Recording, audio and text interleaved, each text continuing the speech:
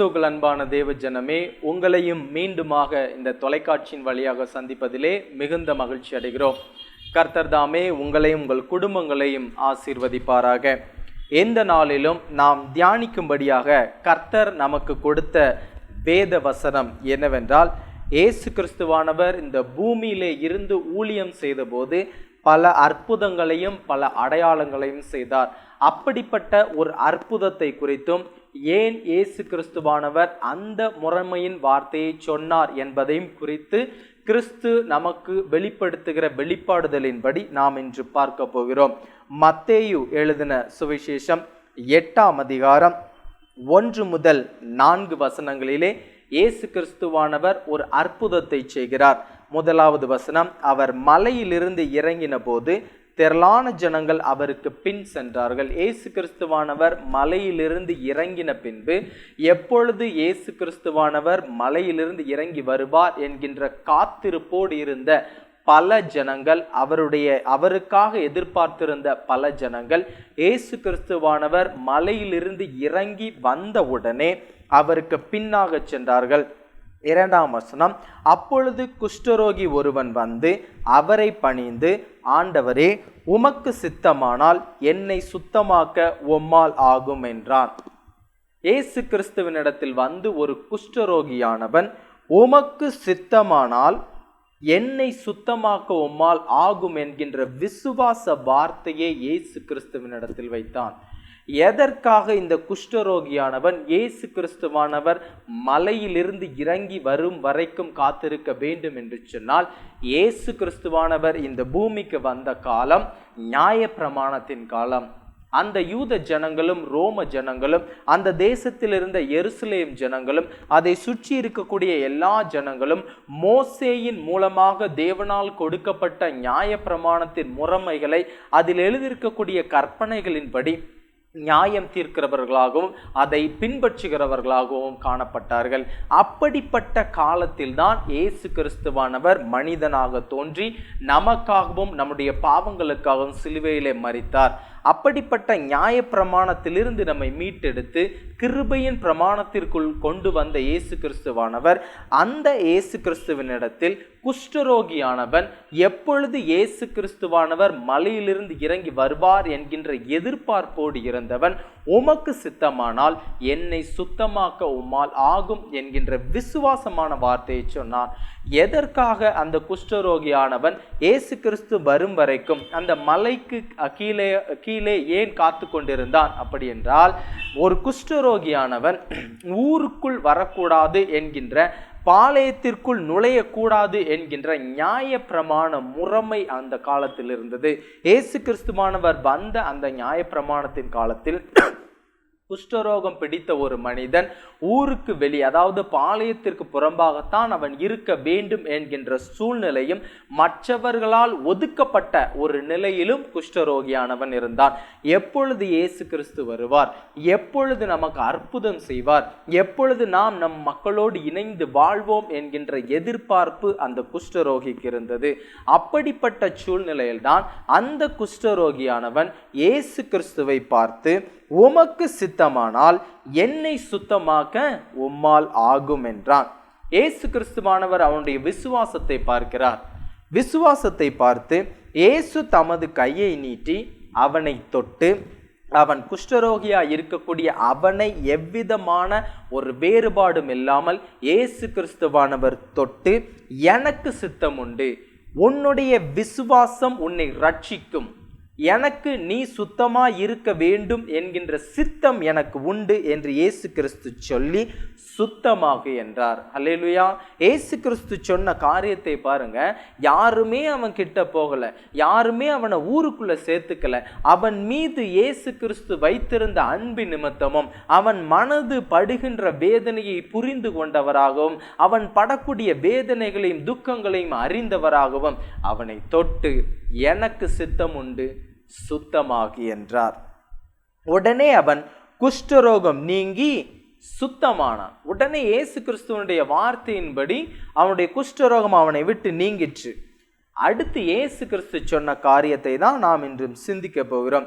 இயேசு அவனை நோக்கி, 4வது வசனத்துல பாருங்க, இயேசு அவனை நோக்கி, இதை நீ ஒருவருக்கும் சொல்லாதபடிக்கு எச்சரிக்கையாயிரு.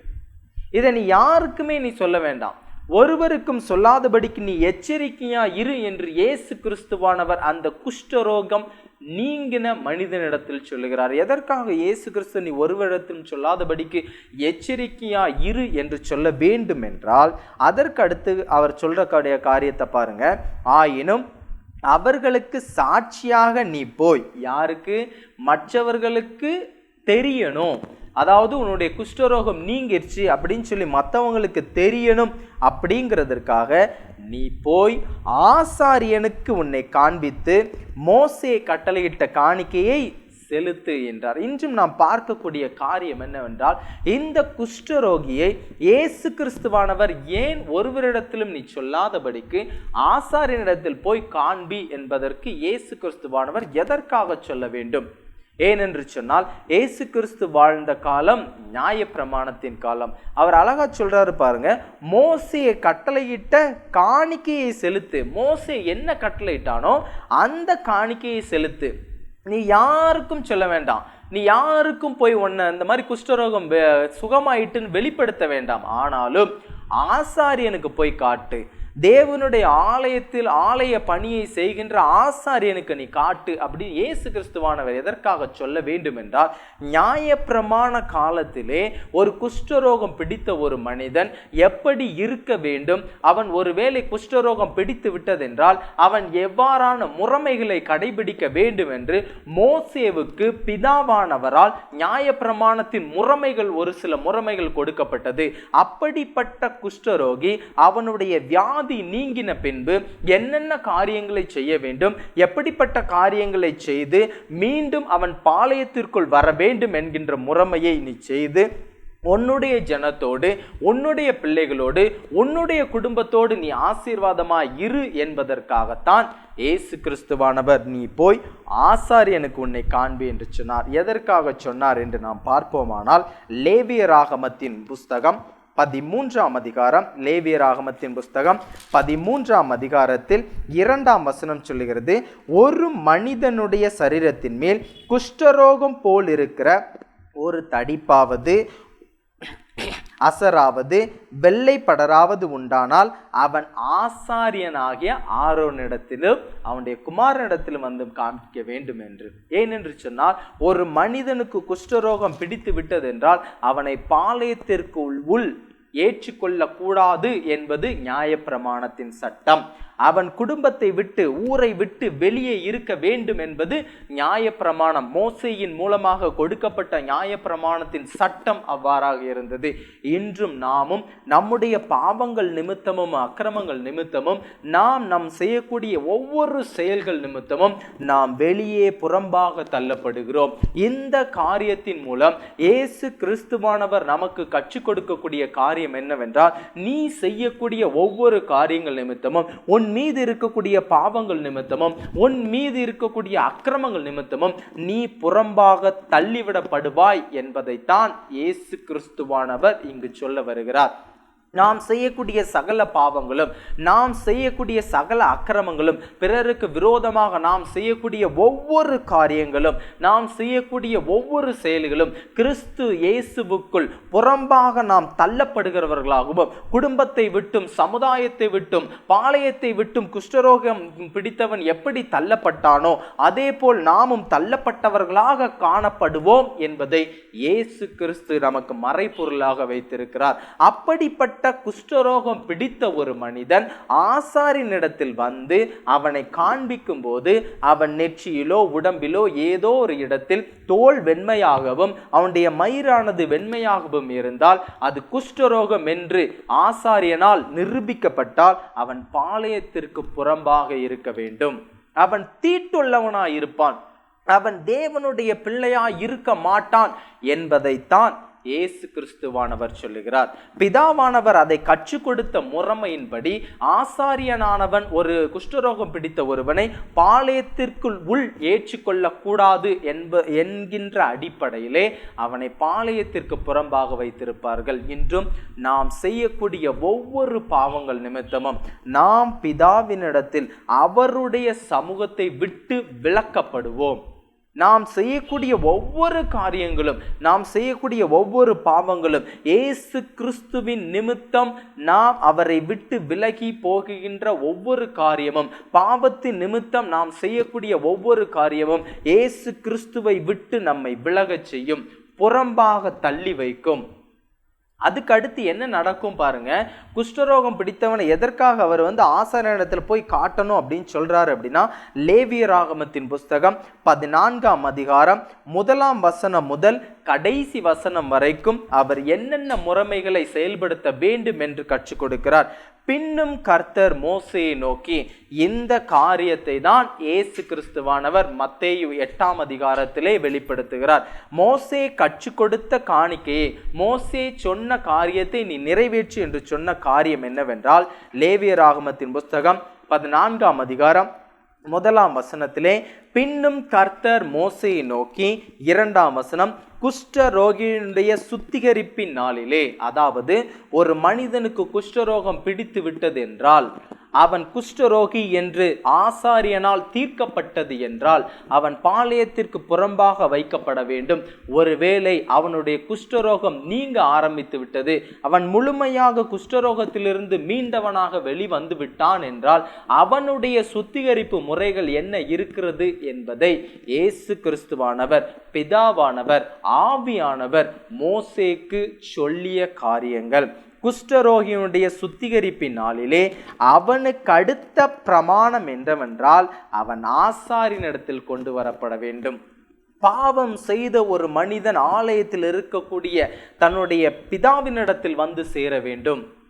ஒருவேளை அவனை பார்த்துவிட்டு இவன் பாவம் செய்தவன் என்று அவனுடைய பாவங்கள் மன்னிக்கப்பட்டது என்றால், குஷ்டரோகம் நீக்கப்பட்டது என்றால், உன்னுடைய குஷ்டரோகம் நீங்கியது என்றால், மீண்டுமாக அவன் செய்யக்கூடிய காரியங்கள், அந்த பாவத்தின் நிமித்தம் அவன் அந்த பாவத்திலிருந்து விடுபட்டவனாக, இந்த குஷ்டரோகத்திலிருந்து எப்படி விடுபட்டவனாக மாறுகிறானோ அதே போல் இந்த பாவத்திலிருந்து விடுபட்டவனாக சுத்திகரிப்பின் முறையை பயன்படுத்த வேண்டும் என்பதை இயேசு கிறிஸ்துவானவர் சொல்லுகிறார். ஆசாரியன் பாளையத்துக்கு புறம்பே போய் வெளியிலே இருக்கக்கூடிய அந்த குஷ்டரோகியின் இடத்தில் போய், குஷ்டரோகியின் குஷ்ட வியாதி சொஸ்தமாயிற்று என்று கண்டால், சுத்திகரிக்கப்பட வேண்டியவனுக்காக உயிரோடு இருக்கும் சுத்தமான 2 குருவிகளையும், கேதுரு கட்டையையும், சிவப்பு நூலையும், ஈசோப்பையும் வாங்கி வர கட்டளையிட கடவன். எப்பா உன்னுடைய பாவங்கள், அக்கிரமங்கள், உன்னுடைய வியாதிகள் எல்லாம் சுத்திகரிக்கப்படணும் அப்படின்னு நீ நினைச்ச அப்படின்னா, நீ உயிரோடு இருக்கக்கூடிய 2 குருவியை கொண்டு வா, ஈசோப்பை கொண்டு வா, கேதுரு கட்டையை கொண்டு வா, சிவப்பு நூலை கொண்டு வா. எல்லாம் கொண்டு வந்ததுக்கு அப்புறம் ஒரு மண்டபத்தில் வச்சு ஊற்றின் மேலே வச்சு அதை கொல்ல சொல்லி அந்த இரத்தத்தை எடுத்து இதில் இருக்கக்கூடிய எல்லா காரியங்களையும் அப்படியே தோய்த்து அவன் மேலே தெளிக்கும் போது இவனுடைய குஷ்டரோகம் நீங்கி சுத்தமுள்ளவனாயிருப்பான், பாளையத்திற்குள் ஏற்றுக்கொள்ளப்பட்டவனாக இருப்பான். எனக்கு அன்பான தேவஜனமே, இன்றும் நாம் செய்யக்கூடிய சகல பாவங்களும் கிறிஸ்து இயேசுவின் இரத்தம் நம்மீது தெளிக்கப்பட்டதினால் நாம் எப்படி இந்த குஷ்டரோகம் பிடித்தவர்கள் குஷ்டரோகத்திலிருந்து மீண்டும் மீண்டும் பாளையத்திற்குள் வந்தார்களோ அதே போல் நாமும் நம்முடைய பாவங்கள், அக்கிரமங்கள் எல்லாவற்றையும் சுத்திகரிக்கப்பட்டவர்களாய் கிறிஸ்து இயேசுவின் ராஜ்யத்திற்குள் வருவோம். அதைத்தான் இயேசு கிறிஸ்து சொல்லுகிறார், நீ சொஸ்தமாயிட்ட என்பதை வேறு ஒருவருக்கும் சொல்லாமல் ஆசாரியனுக்கு காட்டு. மற்ற மனுஷர்களுக்கு நீ காட்ட வேண்டாம், ஆசாரியனுக்கு போய் காட்டு. அதே போலத்தான் நாம் பாவம், அக்கிரமம் எல்லாவற்றையும் விட்டுவிட்டு தேவனுடைய சமூகத்தில் நாம் வந்து விட்டோம் என்றால், ஒழுங்கா தேவன் செய்யக்கூடிய சகல காரியங்களை நாம் பின்பற்றினோம் என்றால் அவருடைய ராஜ்யத்திற்கு பங்குள்ள பிள்ளைகளாக இருப்போம். எப்படி இந்த குஷ்டரோகம் பிடித்தவன் குஷ்டரோகத்திற்கு விலகி பாளையத்திற்கு புறம்பாக தன்னுடைய மனது சஞ்சலப்பட்டவனாகவும் வேதனைப்பட்டவனாகவும் தன்னுடைய குடும்பத்தோடும் தன்னுடைய பிள்ளைகளோடும் தன்னுடைய உறவினரோடும் இருக்க முடியாமல் ஊருக்கு வெளியில எப்படி கஷ்டப்பட்டவனாக இருந்தானோ அதே போலதான் இன்று நாமும் பாவம் செய்தவர்களாகவும் அக்கிரமம் செய்தவர்களாகவும் கிறிஸ்து இயேசுவை விட்டு விலகி ஜீவ மார்க்கத்தை விட்டு விலகி உலகம் கொடுக்கக்கூடிய பலவிதமான காரியங்களுக்கு பின்னதாக ஓடி குஷ்டரோகம் பிடித்தவர்களாக காணப்படுகிறோம்.